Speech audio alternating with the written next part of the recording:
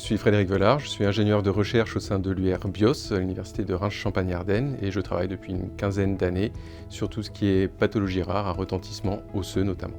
Stéphane Gérard, je suis professeur d'université à l'Université de Reims-Champagne-Ardenne et mon activité de recherche se réalise au sein de l'Institut de chimie moléculaire de Reims où je développe des candidats médicaments, notamment pour les maladies bronchopulmonaires. L'aventure VG2D Pharma débute au cours d'une discussion avec le docteur Frédéric Velard qui nous a amené à nous intéresser à une famille de molécules qui pouvaient être utilisées dans le traitement de la mucoviscidose. La mucoviscidose est une pathologie génétique rare et mortelle. On estime environ 180 000 patients dans le monde, 8 000 patients en France. C'est une maladie qui est liée à une mutation du gène CFTR qui code la protéine du même nom. Il va y avoir l'épaississement des mucus qui amène à des infections pulmonaires, mais CFTR étant présent partout dans l'organisme, on va également avoir des retentissements dans d'autres organes tels que les os. L'intérêt de la SATNOR a conduit à la mise en place d'un brevet international et puis donc à la structuration de l'aventure VG2D Pharma. Aujourd'hui, les patients qui souffrent de mucoviscidose ont des traitements très lourds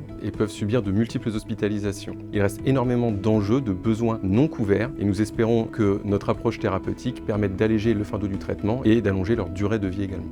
Le principal problème que nous avons rencontré avec le docteur Velard, c'était le manque de compétences, notamment pour tout ce qui était market access. Nous avons été amenés à recruter le docteur Emmanuel en tant que CEO. Nous avons eu le plaisir d'être lauréat du concours d'innovation iLab. En même temps, nous avons pu enclencher un soutien partenarial via la BFTE, également de signer le transfert de licence avec la SATNOR et l'Université de Reims-Champagne-Ardenne.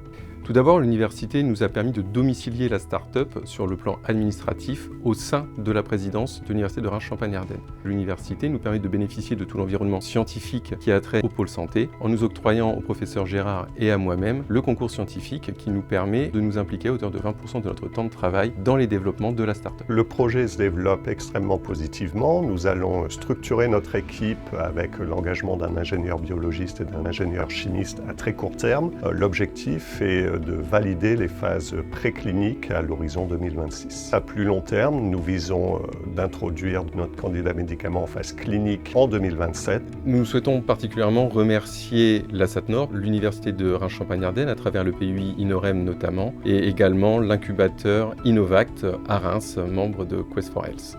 Frédéric et moi sommes convaincus qu'il faut croire en sa passion. C'est ainsi que nous pourrons porter l'innovation thérapeutique au service du plus grand nombre.